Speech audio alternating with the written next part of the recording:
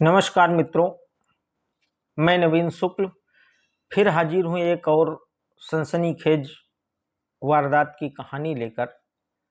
आज की कहानी मित्रों उत्तर प्रदेश के कानपुर शहर की है।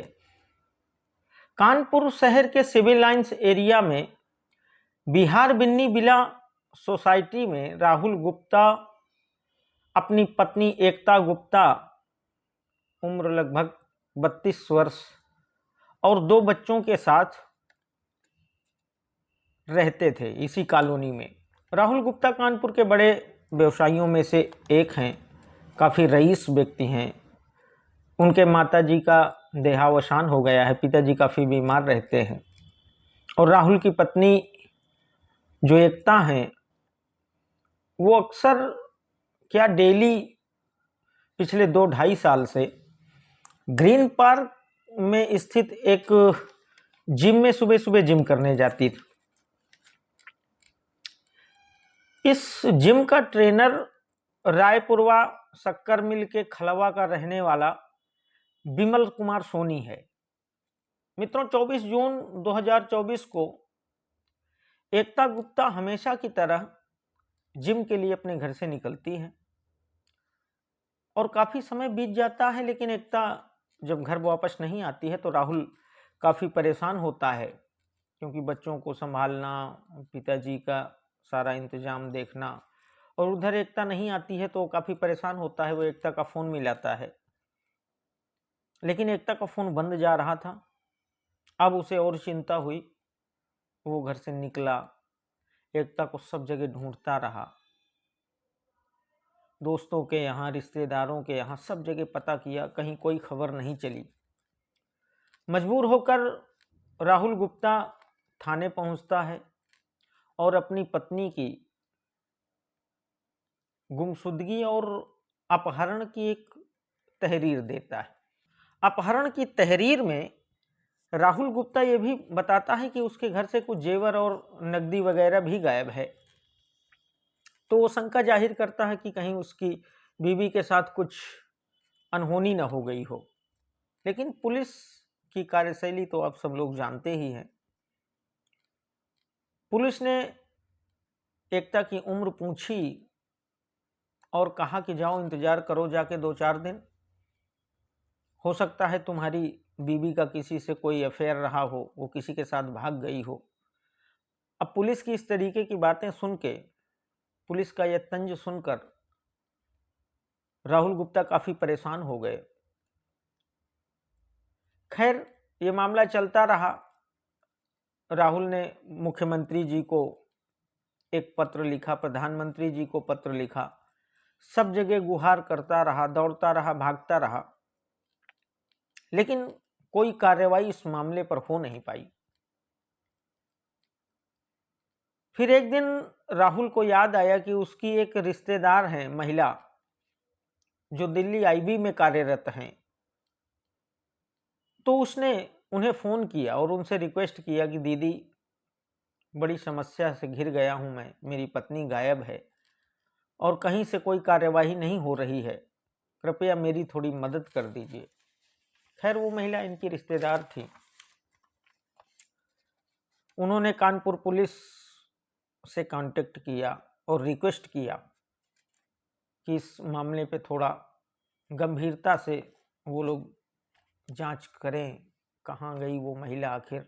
पुलिस ने उस अपहरण की तहरीर पर केस तो दर्ज कर लिया मित्रों, लेकिन 4 महीने हो गए, इस मामले में कोई बहुत ठोस कार्रवाई नहीं हो पाई। हालांकि पुलिस ने एक टीम बनाई जो ग्वालियर, आगरा, पंजाब, इस सिलसिले में, इस केस के सिलसिले में इन सब जगहों पर गई और अपनी जांच छानबीन किया, लेकिन उससे कुछ हासिल नहीं हुआ। उधर मित्रों, जो जिम का ट्रेनर था विमल, वो भी उसी दिन से फरार था और राहुल ने तहरीर में ही विमल के ऊपर अपना शक जताया था और पुलिस से राहुल ने कहा था कि अगर आप विमल को पकड़ें तो उसकी पत्नी का सारा राज खुल सकता है। अब पुलिस ने विमल को ट्रेस करना शुरू किया तो विमल का कहीं कोई अता पता नहीं चल रहा था। उसने अपना फ़ोन भी बंद कर लिया था, जो सबसे बड़ी मुसीबत थी, उसको ट्रेस भी नहीं कर पा रही थी पुलिस।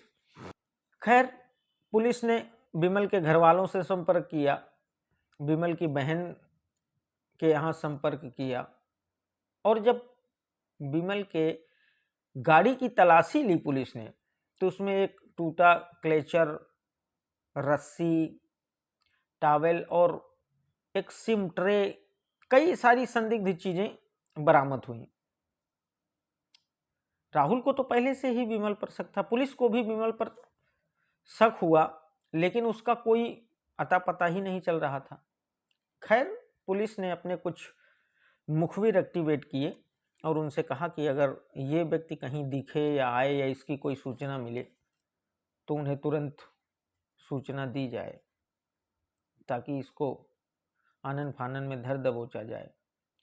धीरे धीरे मित्रों, इस पूरे मामले को 4 महीने बीत चुके थे। राहुल सब जगह गुहार लगा लगा के थक चुका था, लेकिन कहीं से कोई रिजल्ट नहीं मिल रहा था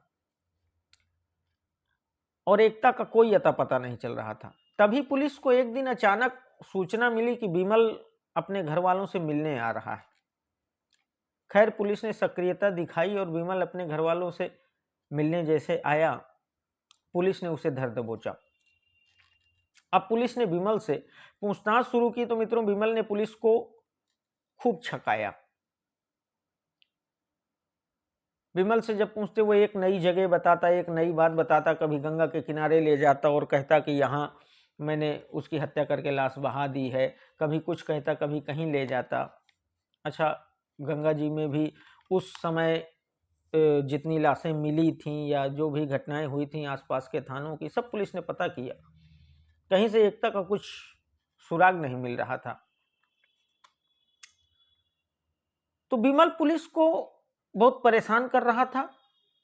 धीरे धीरे पुलिस जब परेशान हो गई विमल से, तो पुलिस ने फिर अपने तरीके से विमल से पूछना शुरू किया, और जब शक्ति पुलिस ने दिखाई तो विमल टूट गया और विमल ने कबूल किया कि उसने हत्या की है।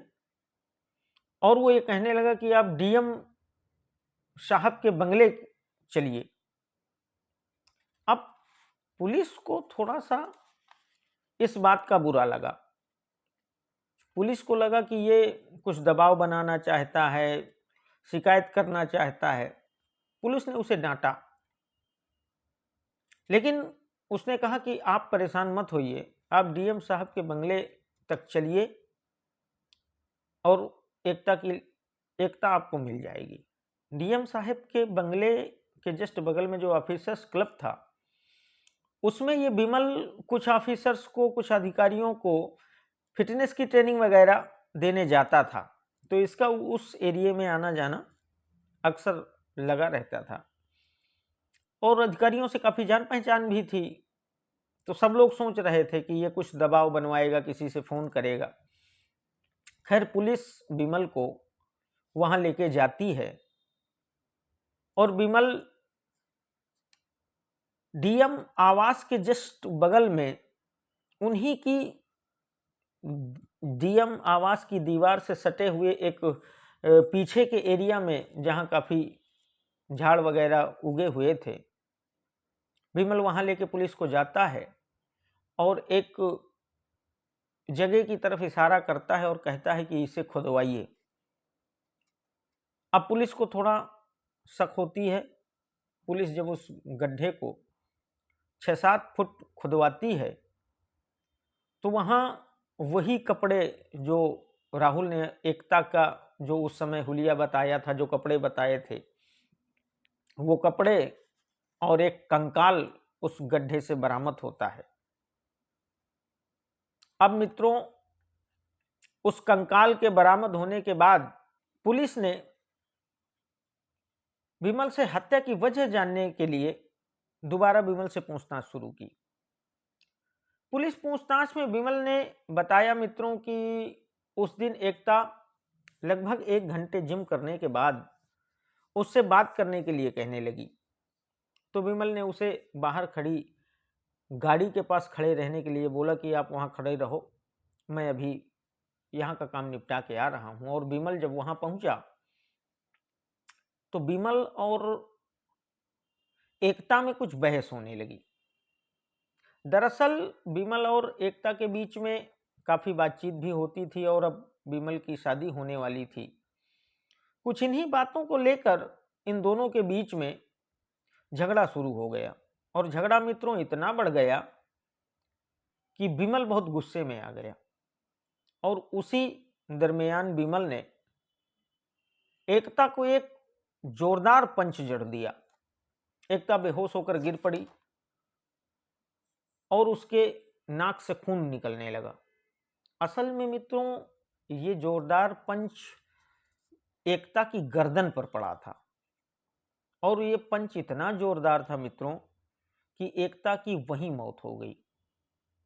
अब जब उल्टा पलटा के विमल ने देखा, उससे बात करने की कोशिश की, वो बोल ही नहीं रही और उसने जब चेक किया तो उसे पता चला कि ये तो खत्म हो गई।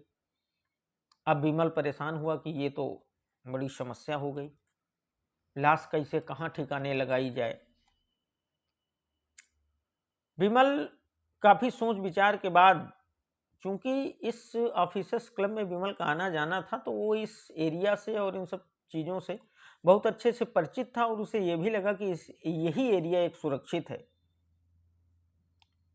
तो वो क्लब के पीछे वाले गेट से अंदर आया और डीएम साहब के बंगले से की दीवार से जो क्लब की जमीन थी, जहाँ काफ़ी झाड़ी वगैरह थी, वहाँ एक 6-7 फीट का गड्ढा खोदा और वहाँ एकता को दफना कर गायब हो गया। मित्रों जब विमल भाग रहा था जिस गाड़ी से, उस गाड़ी को विमल ने अपने बहन के यहाँ ड्रॉप कर दिया था और भांजे से कहा था कि मेरे कपड़े वगैरह लेकर तुम घंटा घर आ जाओ, मुझे कहीं निकलना है। और भांजा जब वो कपड़े लेकर आया तो विमल कानपुर से पहले महोबा, महोबा से फिर पंजाब और फिर इधर उधर की सब जगहों में, शहरों में घूमता फिर रहा था, अपना समय पास कर रहा था। इसी बीच में 4 महीने बाद विमल जैसे ही कानपुर अपने घर वालों से मिलने आया, पुलिस ने उसे धर दबोचा। कुछ मीडिया कर्मियों का मानना यह भी है मित्रों कि ये काम अकेले का नहीं है। अगर इसकी सही से जांच की जाए तो इसमें कुछ और लोग भी जरूर इन्वॉल्व होंगे, क्योंकि एक आदमी के बस का ये कार्य ही नहीं है। तो पुलिस इस पूरे मामले पे मित्रों सारी रिपोर्ट्स वगैरह इकट्ठा कर रही है और इसके बाद सारे सबूत इकट्ठा होने के बाद विमल को सजा निश्चित होगी उसके किए की। तो ये थी मित्रों एकता गुप्ता की दर्दनाक मौत की सच्ची कहानी। ये कहानी अगर मित्रों आप लोगों को पसंद आई हो तो कृपया मेरे चैनल को शेयर और सब्सक्राइब जरूर करिएगा। बहुत बहुत धन्यवाद।